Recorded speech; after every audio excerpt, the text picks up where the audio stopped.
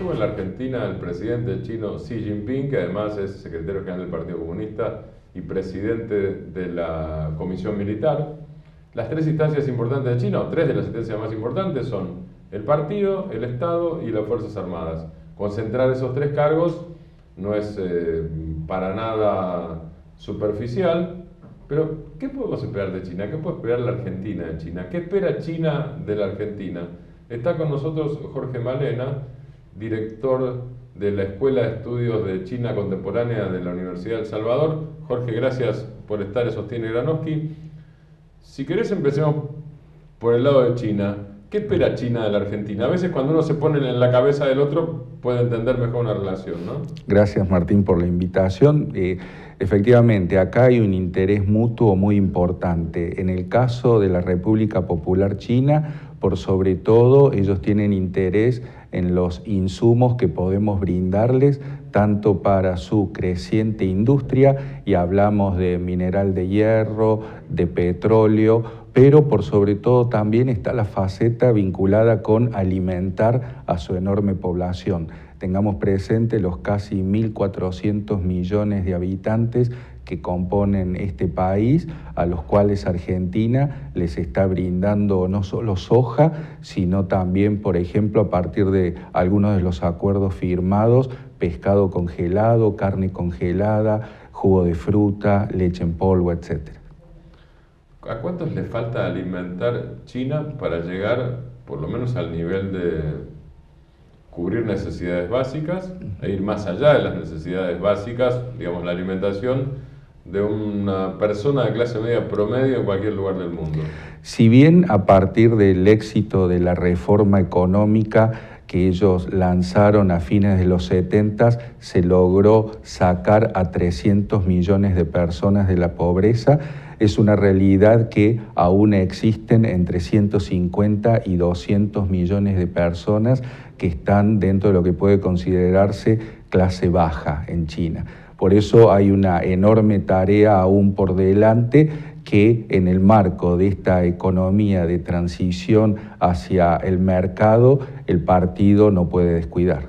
Esas son 3 o 4 Argentinas, y cuando decís clase baja, ¿te referís a qué condiciones o a qué lugar de vivienda? ¿Clase baja de las ciudades o en China esa clase baja está básicamente todavía entre los campesinos más pobres? Está todavía en el sector rural, tal cual, porque si bien ha tenido lugar un importante proceso de urbanización en los últimos 30 años, es una realidad que al momento aún el 55% de la población china es rural y los campesinos han sido los que comparativamente menos se han beneficiado por esta reforma económica. ¿El 55%? Es población rural. O sea que dentro de ese 55% hay una parte que ya ascendió socialmente y otra parte que sigue postergada o con derechos vulnerados. Así es, porque si bien el partido allá por principios de la década del 80 estableció un sistema que reconoce que aunque la propiedad de la tierra sigue siendo del Estado, la explotación queda en manos de las familias campesinas, lo cual les ha dado un importante incentivo. Hemos observado también que a partir del éxito de la reforma en el área de las ciudades, en el área urbana, aproximadamente unos 300 millones de personas se volcaron hacia el sector urbano. Muchos no lograron insertarse por la falta de capacitación y regresaron al interior. Por ese motivo es que el propio gobierno chino reconoce que si tomamos el ingreso hay una diferencia entre la costa y el interior de 8-1. ¿En ingreso per cápita? Así es. En ingreso mensual, medido por familias. Así es. Jorge, ¿cómo es la familia china hoy, la familia promedio? ¿Sigue siendo un hijo o ninguno o está cambiando eso? Según el último Congreso Nacional del partido, se tomó la decisión de dar por tierra, digamos, a este control de la natalidad tan estricto.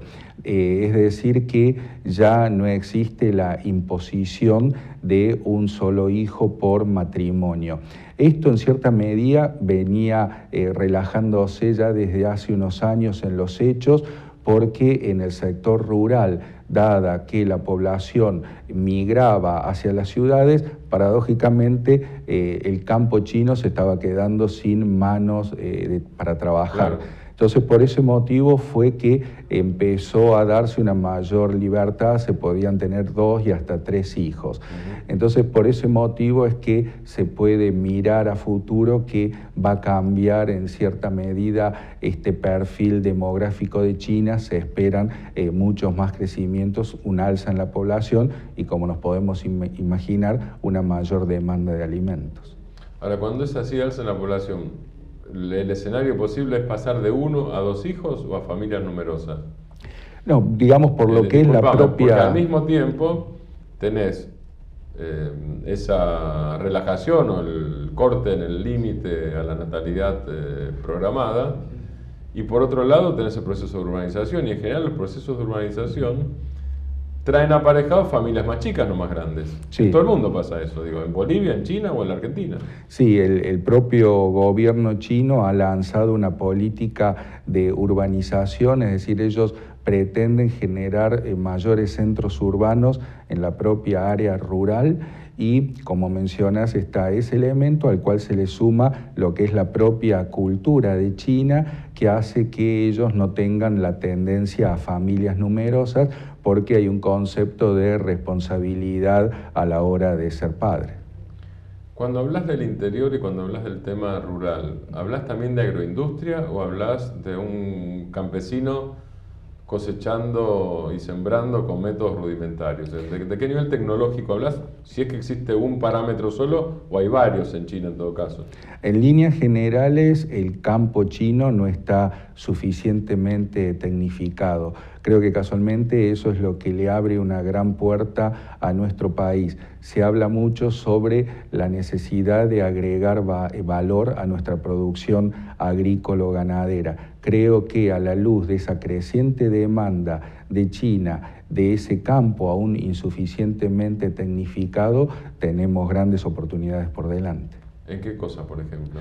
Por ejemplo, en que la propia China contribuya con transferencia tecnológica para que produzcamos no solo más, sino también mejor en materia de alimentos. Yo suelo poner un ejemplo simple, pero ejemplo al fin. En vez de vender a granel el poroto de soja, no podemos ver a través de asociaciones con empresas chinas de colocar ya la leche de soja o el propio queso de soja en la góndola de ese supermercado chino. ¿Y se puede? Yo creo que sí, porque el propio gobierno chino tiene interés, a la luz de políticas llevadas a cabo en la última década de disminuir la contaminación fruto de la producción industrial, de colocar industrias en el exterior. Por eso yo creo que de parte nuestra tenemos por delante todo un debate, no solo a nivel académico, sino también dirigencial, con respecto a cómo manejar, cómo conducir esta relación con China. ¿Para qué usan hoy nuestra soja los chinos? Vos mencionabas, en lugar de exportar soja, supongo en granos, ¿no? En lugar de eso, la posibilidad de la leche y el queso. ¿Para qué usan hoy los chinos la soja? ¿La usan más para consumo humano? ¿La usan más para consumo animal, por ejemplo, de cerdos? Efectivamente, no solo nuestra soja tiene como uso el consumo humano, sino también como alimento balanceado para animales domésticos y por sobre todo para la cría del ganado porcino, que es la carne que más consumen en China. ¿Y hay mercado? Vos decías, sí, digo, no sé si se puede cuantificar eso, para la leche y la soja, o en todo caso, China no está al mismo tiempo haciendo esa, también una sustitución de importaciones. Sí, desde ya ellos han reconocido que tras mediados de la década del 90, por el crecimiento explosivo que tuvo la economía china, alcanzando índices de incluso más del 10% de crecimiento de su PBI anual, el país dejó de ser autosuficiente en una serie de rubros. Hoy en día China es uno de los principales importadores de carne vacuna, carne aviar, carne porcina, maíz, trigo, soja, pero al mismo tiempo mantienen una determinada producción. Que no alcance a satisfacer toda la demanda no significa que no tengan producción desde ya. ¿Cuán cerrada es la economía china si la comparás, por ejemplo, con la japonesa?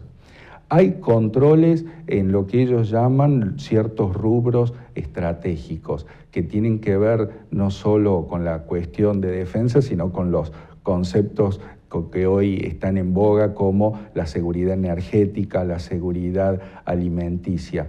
En el caso de nuestro país, dado este reconocimiento de que somos un socio estratégico integral, creo que ellos están enviando el mensaje de que hay áreas aún delicadas como la alimentaria donde ellos necesitan un socio confiable. Pero ahí no hay cierre, hay en todo caso control y administración.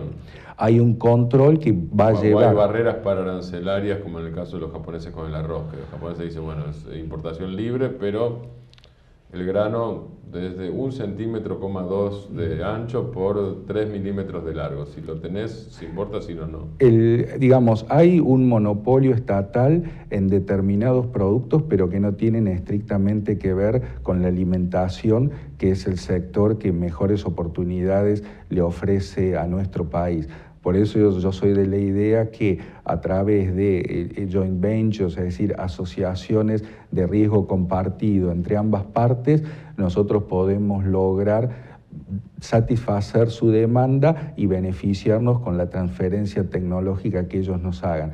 Porque tengamos presente que en rigor de verdad somos nosotros quienes podemos tener la sartén por el mango. Ellos necesitan más de nosotros que lo que nosotros necesitamos de ellos. ¿En esos rubros o en general? En el rubro alimenticio por sobre todo. Tengamos presente lo que fue hace un par de años atrás, esa mini crisis que se dio entre los dos países, que entre otras cosas repercutió en que China dejara de comprar aceite de soja. Sí. Bueno, toda esa producción argentina que no se pudo colocar en China, de inmediato se colocó en la India. Hoy en día hay países con una enorme población que necesitan desesperadamente de alimentos. ¿Y el ciclo de la necesidad de soja por parte de China, tanto de soja en grano como de soja con valor agregado y elaborada, qué escenario futuro tiene? Yo escuché muchas, yo no sé qué grado de seriedad tienen, escuché de manera tranquilizadora, o no si lo ves a largo plazo, tenemos asegurada exportación por 5 años, algo dicen algunos, tenemos asegurada la exportación por 10 años, dicen otros. Yo no sé cuál es el grado de seriedad de esas perspectivas y si es que vos tenés la tuya, ¿cuál es?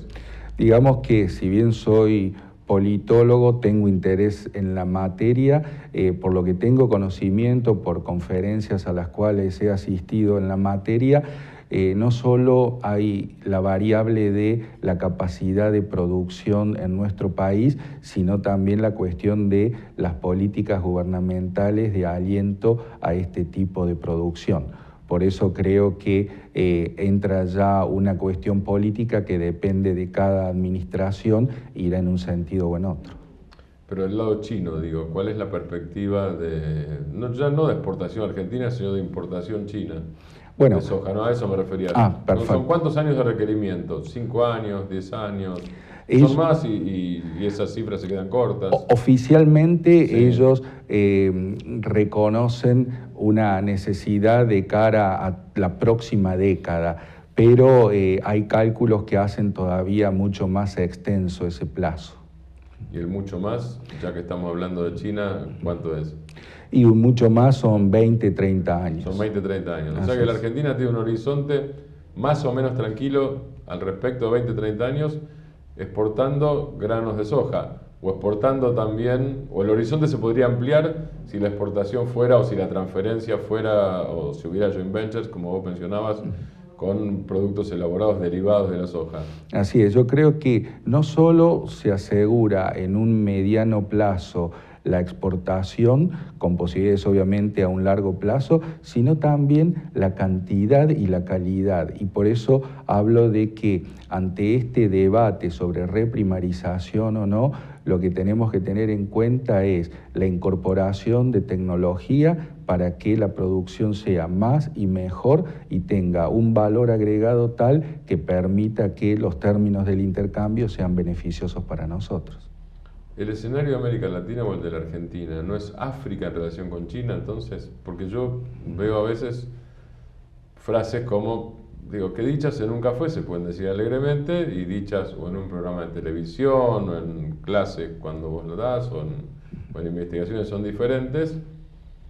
La frase es, ojo, fíjense lo que pasa en África con China. Uno puede tener una valoración sobre eso, si es una nueva forma de colonialismo, si no lo es, digo, hay diferentes tipos de valoración. Lo que me parece que no tiene en cuenta, y me gustaría saber tu opinión, es que lamentablemente para África en ese sentido, porque llega la independencia mucho más recientemente que los países de América Latina no es África, con lo cual la relación con China no debería ser la misma. Bien, lo que se observa en cuanto a diferencias en el trato, en la relación económica de China con África, es que está teniendo lugar un mayor desplazamiento tanto de empresarios, directivos, como así también trabajadores en estos proyectos de inversión básicamente extractivos de insumos en aquel continente. Esto marcaría una cierta diferencia con América Latina que posiblemente tenga que ver con que en América Latina el directivo, el trabajador tiene comparativamente una mejor preparación, un mayor grado de capacitación. Pero luego, en líneas generales, los fenómenos son muy similares. Han existido, sí, algunas protestas por lo que ha sido el no respeto por las cuestiones vinculadas a las condiciones de los trabajadores locales, como así también de lo que debe ser el cuidado del medio ambiente. Esto en África ha estado más presente que en América Latina.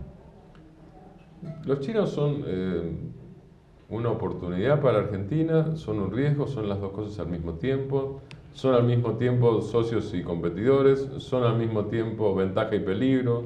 ¿Cómo la ves? Yo distinguiría tres aspectos, el económico, pero también el político y el cultural.